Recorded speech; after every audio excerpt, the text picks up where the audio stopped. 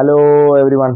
അങ്ങനെ ബിജു മേനോന്റെ ഈ അടുത്തിറങ്ങിയ ഒരു ചിത്രം കഥ ഇന്ന് വരെ OTT റിലീസ് ആയിരിക്കുകയാണ്. ഇതൊരു 4 കാലഘട്ടത്തിലെ 4 തരത്തിലുള്ള പ്രണയം പറയുന്ന ഒരു ചിത്രമാണ്.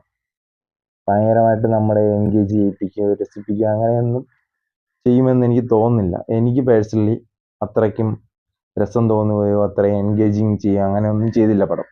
വെറുതെ ഇങ്ങനെ കണ്ടിരിക്കാവുന്നതല്ലാതെ പ്രത്യേകിച്ച് ഒരു ഫീലും കാര്യങ്ങളൊന്നും കിട്ടിയില്ല. ആദ്യമൊക്കെ നമുക്ക് കാണുമ്പോൾ കണക്റ്റിങ് ആവത്തില്ല സീനുള്ളത്. എനിക്ക് പേഴ്സണലി അങ്ങനെയാണ് ഫീൽ ചെയ്തത്. പിന്നെയാണ് ഓരോന്നോരോന്ന് നമുക്ക് കണക്റ്റ് ആയിട്ട് കണ്ട് ഇങ്ങനെ ചുമ്മാ കണ്ടിരിക്കാം, അത്രയേ ഉള്ളൂ. ആ ഒരു ഫീലാണ് എനിക്ക് തോന്നിയത്. ഒരു തമിഴിൽ നിന്ന് 96 ഇറങ്ങിയ പോലെ മലയാളത്തിൻ്റെ ഒരു 96 പരിപാടി അതുപോലെയൊക്കെ നോക്കിയാണ്. പക്ഷെ അതുപോലത്തെ ഒരു ഇതൊന്നും കിട്ടത്തില്ല. അതുമായിട്ട് കമ്പയർ ചെയ്യാനൊന്നും പറ്റത്തില്ല. ഞാൻ കമ്പയർ ചെയ്തതല്ല. അതുപോലെ ഒരു പരിപാടിയാണ് നോക്കിയത്.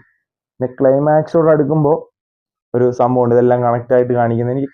ഇതിന്റെ ക്ലൈമാക്സ് എനിക്ക് നന്നായിട്ട് ഇഷ്ടപ്പെട്ടു. നൈസ് ഒരു ക്ലൈമാക്സ് ആയിരുന്നു.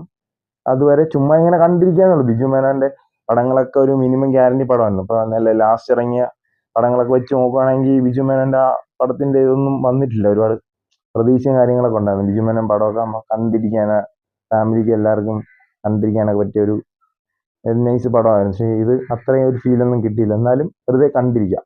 അപ്പൊ അത്രേ ഉള്ളൂ കഥ ഇന്ന് വരെ. എല്ലാവരും ഒന്ന് കണ്ടു നോക്കുക, കണ്ടിട്ട് അഭിപ്രായം അറിയിക്കുക.